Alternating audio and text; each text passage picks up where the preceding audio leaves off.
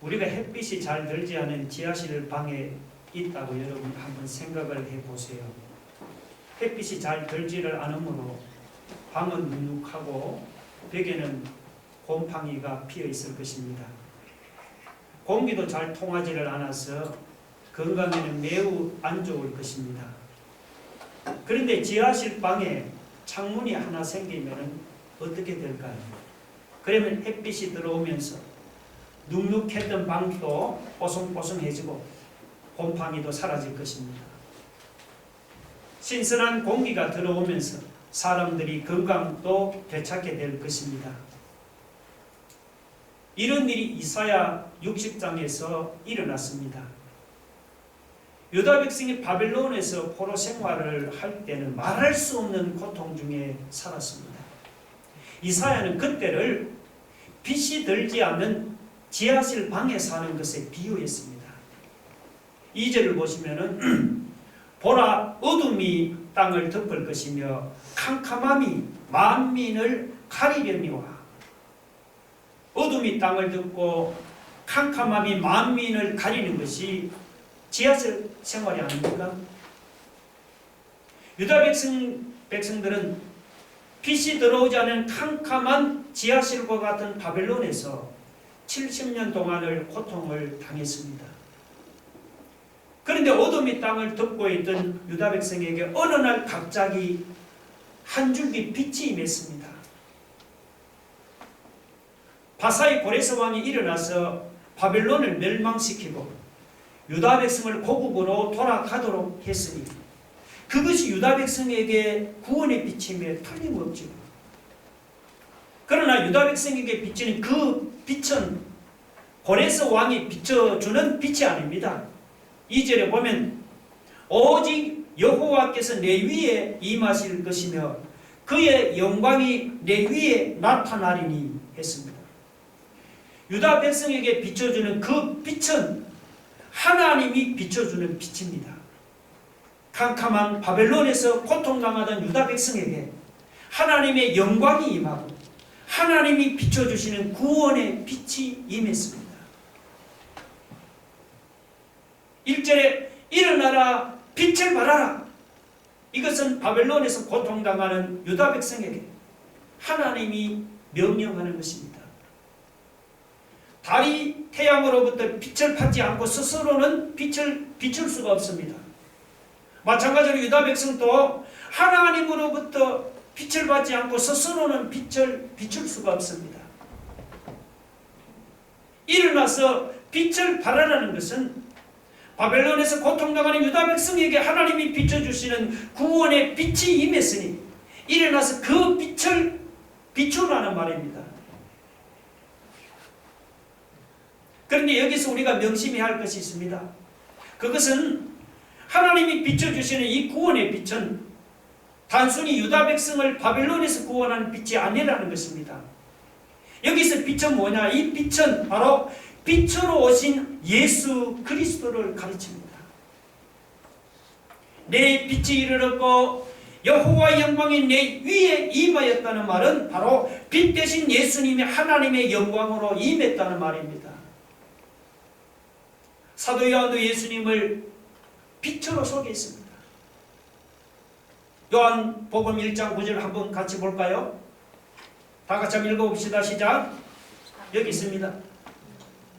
참빛 곧 세상에 와서 각 사람에게 비추는 빛이 있었나니.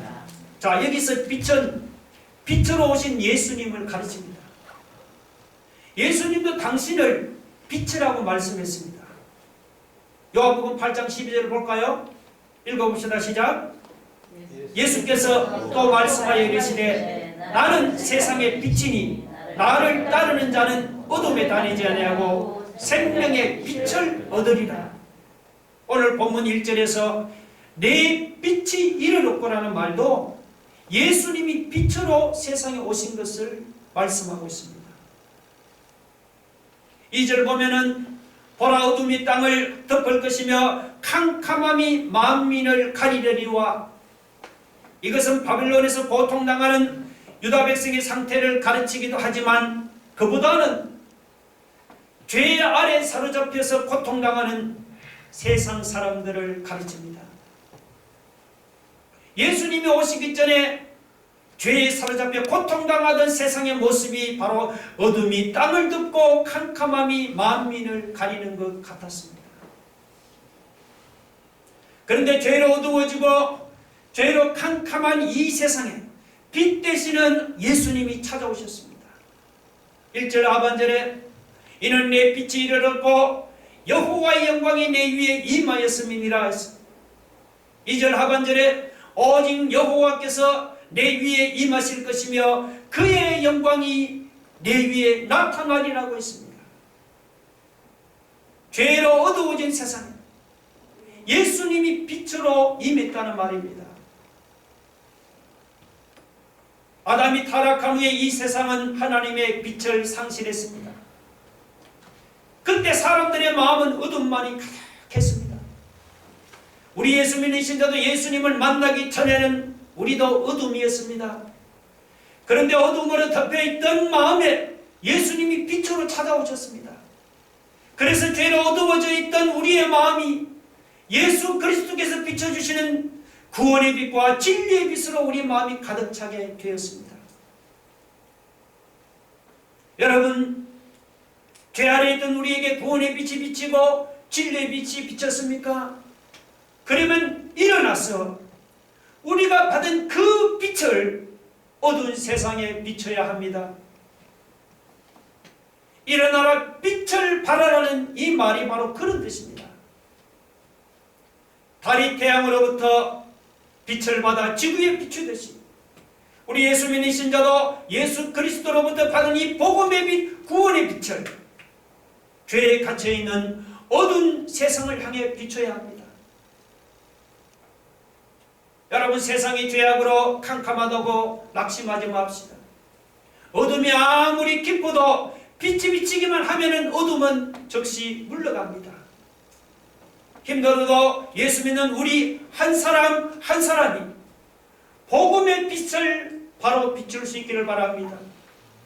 우리가 있는 그 자리에서 복음의 빛을 우리가 바로 비추기만 하면은 오늘 우리 사회를 덮고 있는 어둠의 세력과 죄악의 세력도 즉시 물러갈 줄로 믿으시기 바랍니다.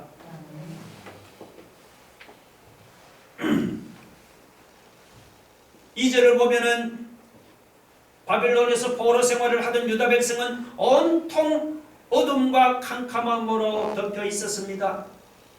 그런데 하나님이 이방 고레스 왕을 통해서 구원의 빛을 비추자 유다 백성들이 바벨론에서 해방되어서 유대 땅으로 돌아오는 그런 놀라운 일이 일어났습니다. 3절을 보시면 그 사실을 확인하겠다고 주변 나라들이나 왕들이 유다를 찾아오는 그런 놀라운 일이 일어났습니다.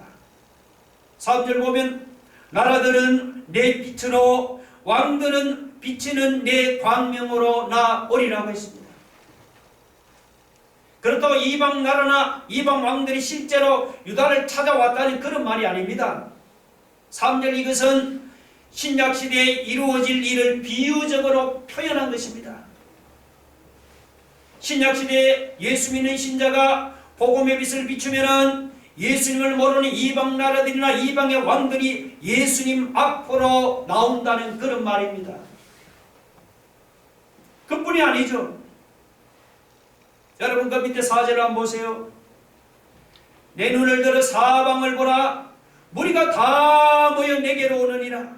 내 아들들은 먼 곳에서 오겠고 내 딸들은 안기어 올 것이라. 여기서 내 아들들이나 내 딸들은 예수 믿고 하나님께로 돌아오는 사람들입니다. 그러니까 신자가 우리가 복음의 빛을 비추면은 하나님을 모르는 사람들이 사방팔방에서 하나님께로 돌아오는 일은 놀라운 일이 일어납니다. 그 밑에 5절 보세요. 그때 내가 보고 기쁜 빛을 내며 내 마음이 놀라고 또 화창하리니 이는 바다의 부가 내게로 돌아오며 이방 나라들의 재물이 내게로 옴이라고 했습니다. 여기 바다의 부나 이방 나라들의 재물은 이것은 비유적인 표현인데 믿지 않는 불신자들을 가르칩니다. 그러니까 우리 예수 믿는 성도들이 빛을 발하고 우리가 복음을 전하면은, 그러면은 믿지 않은 많은 사람들이 주님께로 돌아오기 때문에 그들이 예수 믿는 신자가 기뻐하고 놀란다, 그렇게 말씀을 하고 있습니다. 오늘 이 3절로 5절이 복음 전하는 신자에게 얼마나 용기를 주는 말씀인지 모릅니다. 우리가 복음을 전할 때는 당장 열매가 없어서 낙심될 때가 많습니다. 특히 지금처럼 이렇게 코로나가 계속되다 보니까 전도의 열매가 맺히기는 커녕 교회들마다 오히려 더욱 어려움을 당하고 위축되고 있습니다. 이럴 때 전도하는 신자의 마음이 얼마나 낙심되는지 모릅니다. 그런데 하나님은 뭐라고 말씀합니까? 4절 보면 하나님은 지금은 비록 열매가 없지만 때가 되면 사방에서 무리가 모여 내게로 오는 것을 내 눈으로 보게 될 것이야. 내 아들들이 먼 곳에서 오겠고 내 딸들은 안기어 올 것이야. 세상에서 재물 있고 학식 있다는 사람들이 내게로 오는 것을 보고 내가 기뻐하고 놀랄 것이야. 이렇게 지금 4절에서 말씀하고 있습니다. 우리가 세상에서 복음을 전할 때는 답답한 일도 많이 당하고 낙심될 때가 한두 번이 아닙니다. 그렇다고 우리가 주저앉아서는 안 됩니다. 여러분 시편 126편 6절을 같이 한번 봅시다. 다 같이 시작. 울며 씨를 뿌리러 나가는 자는 반드시 기쁨으로 그 곡식단을 가지고 돌아오리로 됐습니다. 우리가 오늘 울면서 하나님의 복음의 씨를 뿌린다면 내일에는 반드시 기쁨으로 단을 거두게 될 줄로 믿으시기 바랍니다. 그뿐이 아닙니다. 우리가 이 복음의 씨를 뿌리면 평소에는 하나님에 대해 관심도 없던 사람들이 하나님께 헌신하는 사람으로 바뀌는 놀라운 일이 일어납니다. 여러분 그 오늘 본문 6절 7절을 보시면은 거기 미디안 또 스바 그리고 게달 이 느바뇨 이 사람들입니다. 지역 사람들이요. 이 사람들은 누구냐? 아라비아 반도나 혹은 사막에 사는 유목민들입니다. 이들은 사막을 지나면서 장사를 하기도 하고 혹은 남의 물건을 도둑질을 하기도 하면서 생계를 꾸려나가는 그런 사람들이었습니다. 그들은 평소에는 신앙생활에 대해서 전혀 관심이 없었습니다. 어떻게 보면은 신앙생활이 체질에 맞지 않는 사람들이라고 할 수 있습니다. 그런데 신자가 복음의 빛을 비추면은 복음에 관심 없던 사람들이 변화되어서 하나님께 나와서 자기의 낙타와 자기 양과 순양을 바칩니다. 자기는 도무지 신앙생활의 체질에 맞지 않다고 주장하던 사람들이 하나님께 나와서 금과 유향을 바치고 하나님의 찬송을 남들에게 전파하고 가르치는 그런 사람으로 변화됩니다. 여러분 우리가 복음의 빛을 발하고 우리가 복음을 전하면은 이런 놀라운 일이 일어납니다. 저는 지금까지 목회하면서 그런 일을 수도 없이 많이 보았습니다. 술을 좋아하고 돈을 무지하게 밝힙니다. 예수 이야기만 나와도 그냥 욕을 하던 사람입니다. 신앙생활 예수 믿으라고 하면은 신앙생활은 그저 외로운 사람이나 할 일 없는 사람이나 여자들에게나 맞는 것이라고 말했습니다. 제가 보아도 저 사람은 신앙생활은 전혀 관심이 없는 사람이요 신앙생활이 도무지 체질이 맞지 않는 그런 사람처럼 보였습니다. 그런데 그런 사람에게 하나님의 복음을 전했더니 놀라운 일이 일어났습니다. 신앙생활에 전혀 관심이 없다는 사람들이 나중에 눈물을 흘리면서 복음을 받아들였습니다. 신앙생활에 도무지 자기 체질에 맞지 않다고 하던 사람이 예수 믿고 변화되어서 하나님께 시간을 바치고 물질을 바치고 헌신하는 사람으로 변화되었습니다. 오늘 우리가 복음을 전하면은 정말 우리가 생각할 수 없는 놀라운 일이 일어난다는 사실을 여러분이 믿으시기 바랍니다.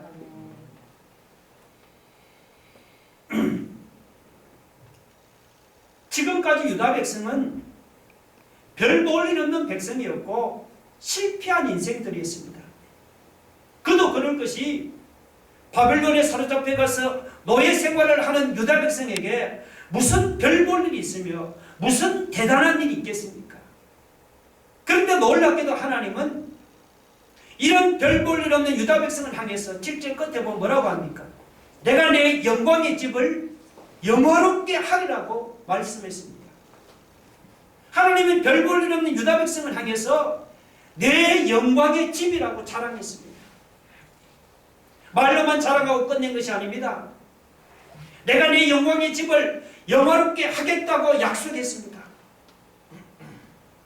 바벨론에 사로잡혀 가서 노예 생활을 하던 그 별 볼 일 없는 유다 백성을 하나님이 영광스럽게 하고 영화로운 하나님의 백성으로 높여주겠다니 놀라운 일이 아닙니까?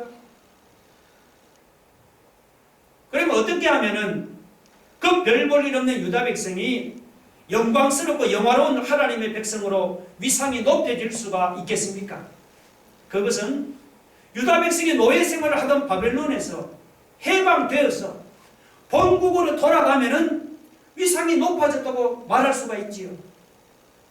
그런데 오늘 본문을 보시면은 유다 백성들이 바벨론에서 해방되어서 본국으로 돌아오는 것만이 아닙니다. 8절을 보면은 이방인들이 본국으로 돌아오는 유다 백성을 한번 보겠다고 사방에서 구름같이 그리고 보금자리를 돌아오는 비둘기같이 떼를 지어서 예루살렘으로 달려온다 했습니다. 그것도 빈손으로 달려오는 것이 아닙니다. 9절에 보니까 은금을 가득 싣고 달려온다 했습니다. 그러니까 바벨론에서 노예 생활을 하던 유다 백성 입장에서 보면은 정말 영광스럽고 영화로운 하나님의 백성으로 위상이 높여진 것이 아니고 무엇이겠습니까? 9절 끝에 한번 보세요. 이는 내가 너를 뭐라고 합니까? 영화롭게 하였습니다. 하나님이 바벨론에 잡혀가서 노예 생활을 하던 그 별 볼 일 없는 유다 백성을 이렇게 영화롭게 하고 그들의 위상을 높여주셨다는 말입니다.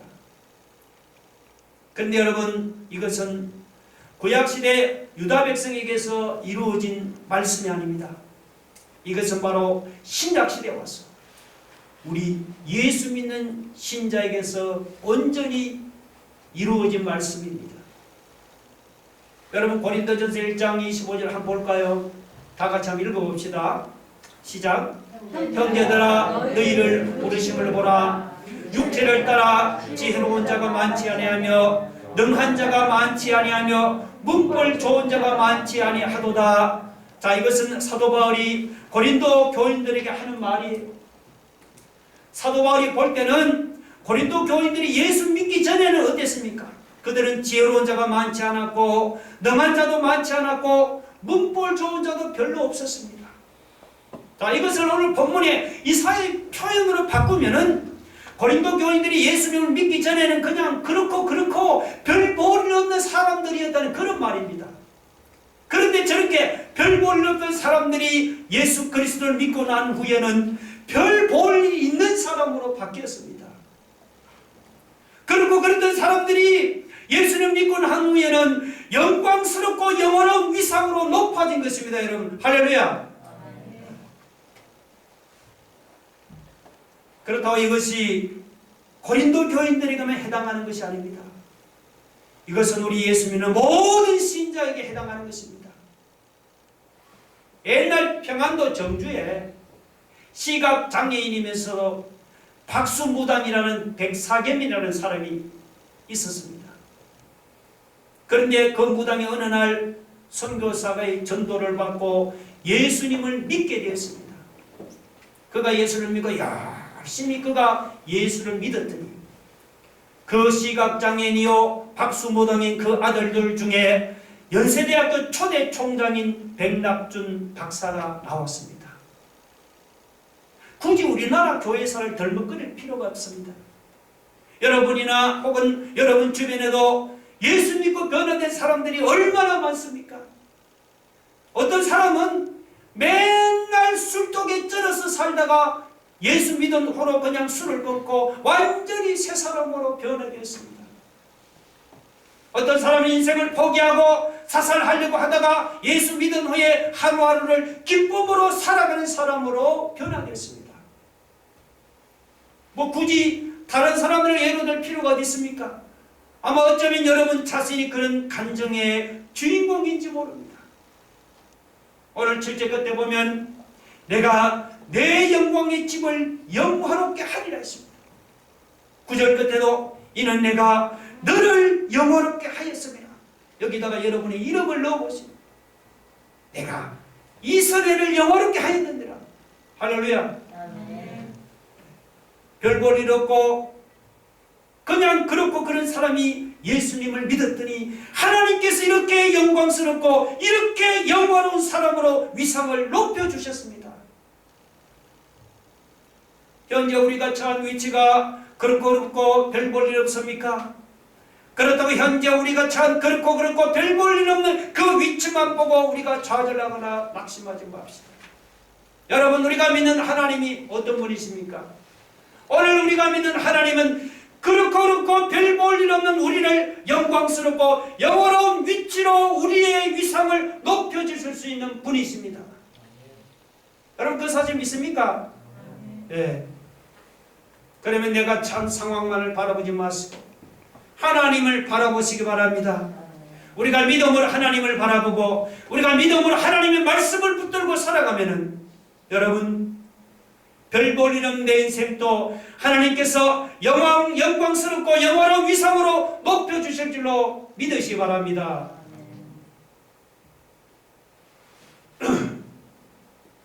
하나님은 유다 백성의 위상을 높여주시는 것만이 아니었습니다. 하나님은 유다 백성과 이방인들의 상황을 완전히 그냥 뒤바꿔 버렸습니다. 자, 여러분 10절 한번 보세요. 내가 노하여 너를 쳤으나, 하나님이 유다를 쳤다는 거예요. 이제는 나의 은혜로 너를 불쌍히 여겼은즉 이방인들이 내 성벽을 쌓을 것이요 그들의 왕들이 너를 섬길 것이며 했습니다. 자, 이것은 하나님 유다 백성을 향해서 하시는 말씀이죠. 내가 노하여 너를 쳤으나, 유다 백성이 하나님 앞에서 죄를 범할 때는 하나님이 진노하셔서 그들을 치셨습니다. 하나님 유다를 치니까 하나님 앞에서 예루살렘 성벽을 어떻게 무너지고 나라는 망해서 유다 백성들이 바빌론에 사로잡혀 갔습니다. 그런데 하나님은 어때요? 항상 진노하시는 분만이 아니죠. 그 뒤에 보니까 이제는 나의 은혜로 너를 불쌍히 여겼은즉, 유다 백성이 회개하면 하나님은 즉시 진노를 거두시고 다시 은혜를 내리시고 그들을 불쌍히 여기십니다. 하나님께서 이렇게 진노를 거두시고 유다 백성을 불쌍히 여기서 그들에게 은혜를 내리면 어떻게 됩니까? 그러면은 유다 백성과 이방인들의 상황이 완전히 그냥 뒤바뀌어 버립니다. 10절 끝에 보세요. 뭐라고 합니까? 이방인들이 내 성벽을 쌓을 것이요 그들의 왕들이 너를 섬길 것이라 했습니다. 전에는 유다 백성이 잘못해서 하나님이 진노하실 때는 예루살렘 성벽을 허물던 이방인들이 있죠. 이방인들이 와서 예루살렘 성벽을 허물었습니다. 그런데 이제는 그들이 무너진 예루살렘 성벽을 쌓게 될 것입니다. 전에는 유다를 침략하던 이방인들의 왕들이 지금은 어때요? 이제는 종으로 유다를 섬기게 될 것입니다. 반면에 하나님이 유다 백성 은혜를 내리면 유다 백성은 어떻게 됩니까?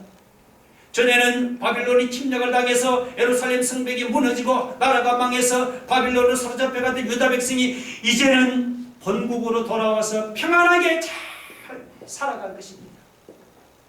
11절이 바로 그런 뜻입니다. 우리 11절 한번 읽어볼까요? 시작.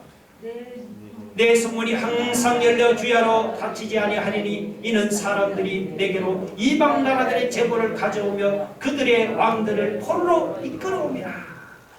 자, 여러분, 여기서 이 예루살렘 성문이 항상 열려 주야로 닫히지 않는다 했잖아요. 이 두 가지 의미가 있습니다. 하나는 뭐냐? 예루살렘 성이 절대로 안전하기 때문에 이제는 성문을 닫을 필요가 없이 주야로 그냥 열어놓는다는 그런 뜻입니다. 또 하나는 무슨 의미냐? 이방인들이 많은 재물을 가지고 계속해서 예루살렘 성을 찾아오기 때문에 성문을 그냥 닫고 싶어도 닫을 수가 없다는 거예요. 밀려듭니다. 놀랍지 않습니까? 전에는 어땠습니까? 전에는 바벨론의 침략을 받아서 예루살렘 성이 무너지고 그리고 유다 백성들은 전부 다 바벨론에 사로잡혀 갔습니다. 그런데 하나님께서 은혜를 내리시니까 전에 바벨론에 사로잡혀간 유다 백성들이 이제는 본국으로 돌아왔습니다. 전에 무너진 예루살렘 성이 이제는 더 이상 성문을 닫을 필요가 없을 만큼 그런 안전한 성으로 바뀌었습니다. 놀라운 변화가 아닙니까? 하나님이 진노하시면은 전에 예루살렘 성벽을 허물던 이방인들이 이제는 어떻게 됩니까? 반대로 무너진 성벽을 종으로 다시 쌓게 됩니다. 전에 유다를 침략하던 이방인들이 이제는 유다를 섬기게 되는 겁니다. 아멘. 하나님 은혜를 내리시면은 전에 사로잡혀간 유다 백성들이 이제는 본국으로 돌아오고 전에 무너진 성이 이제는 성문을 닫을 필요가 없을 만큼 안전한 성으로 바뀝니다. 하나님 어떤 분입니까? 유다 백성과 이방인들의 상황을 뒤바꾸시는 하나님이십니다. 하나님은 유다 백성과 이방인들의 상황만 뒤바꾸시는 것이 아닙니다. 놀라운 것은 하나님은 오늘 우리가 처한 상황도 뒤바꿀 수가 있습니다. 우리가 하나님 앞에서 죄를 범합니까? 그러면 하나님이 우리를 진노하서 우리를 치십니다. 유다를 치듯이. 하나님이 진노하서 우리를 치시면요, 우리가 내 것이라고 붙들고 의지했던 모든 것들이 한순간에 예루살렘 성이 무너지듯이 허물어지고 빼앗겨버립니다. 반면에 우리가 죄를 회개하고 우리가 하나님만 믿고 의지하고 살아갑니까? 그러면 하나님은 우리를 불쌍히 여기서 은혜를 내려주십니다. 하나님께서 우리에게 은혜를 내려주시면은 전에는 망하다가도 이제는 다시 예루살렘처럼 회복이 됩니다. 하나님의 은혜를 내려주시면 전에는 무너지고 빼앗기다가도 이제는 다시 세워지고 다시 되찾게 되는 역사가 일어납니다. 오늘 우리 중에 어려움 당하는 사람이 있습니까? 지금까지 내가 믿었던 것이 허물어졌습니까? 내 것이라고 움켜쥐고 믿었던 것들이 내 손에서 빠져나갔습니까? 여러분, 그렇다고 낙심하지 마세요. 그런 사람 오늘 유다 백성들처럼 하나님 앞에 나가서 자기를 돌아보면서 자신의 죄를 회개하기 바랍니다. 교만하게 자기를 믿던 죄를 회개하고 하나님만 믿고 의지하기로 결심해 보세요. 세상 것들을 붙들고 살던 죄를 회개하고 믿음으로 하나님의 말씀만 붙들고 살기로 결심해 보세요.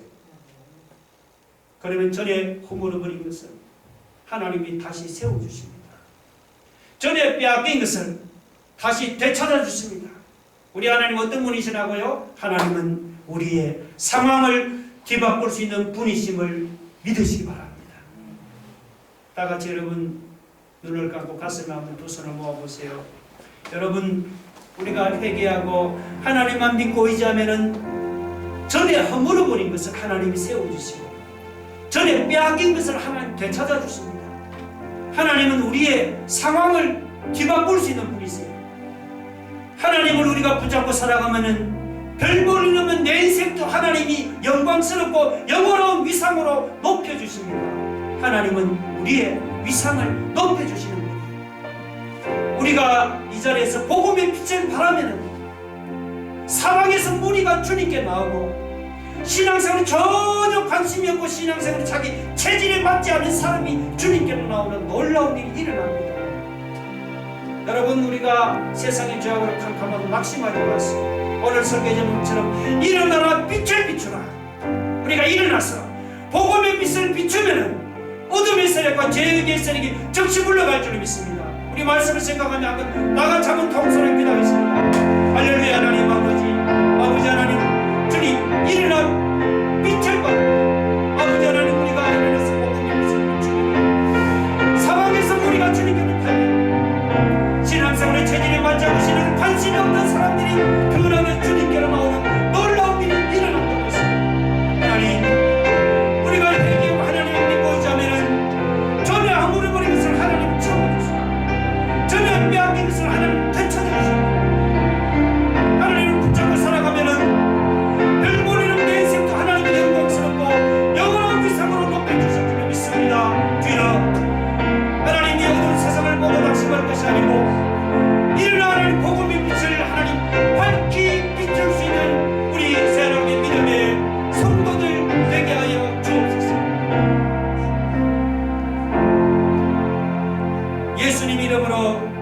기도 올려옵나이다. 아멘.